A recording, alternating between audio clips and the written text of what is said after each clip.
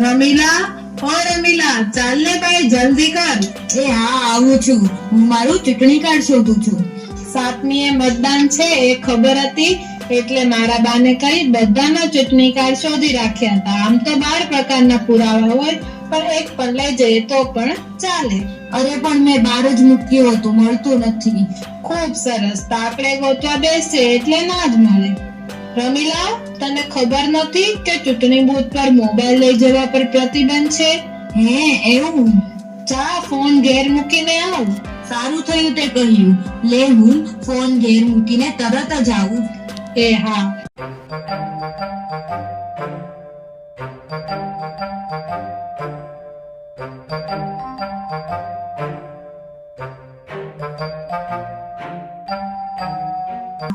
એ જીમાં મત આપવા જાજો હો તમે.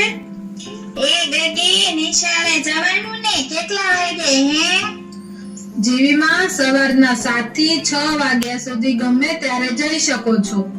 એ હારું હારું બેટા, મત આપી આવીશું હો.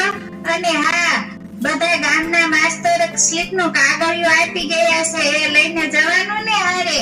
ના ના ના જીવીમાં, એ ચૂંટણી પંચની સ્લીપ બીએલઓ સાહેબ શ્રીએ વેચી, એ માન્ય નથી. તે નહીં લઈ જવાની.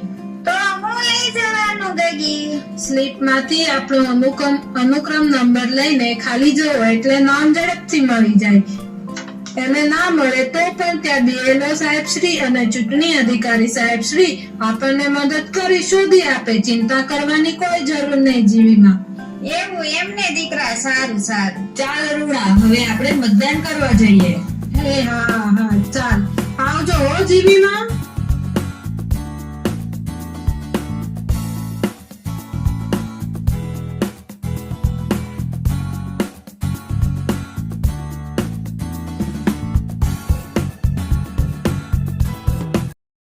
જે ખૂબ સારી વ્યવસ્થા કરી છે કા રમીલા? હા અરુણા, ઠંડુ પાણી, છાંયડો, વિકલાંગો માટે પણ ઘણી મદદ કરી છે.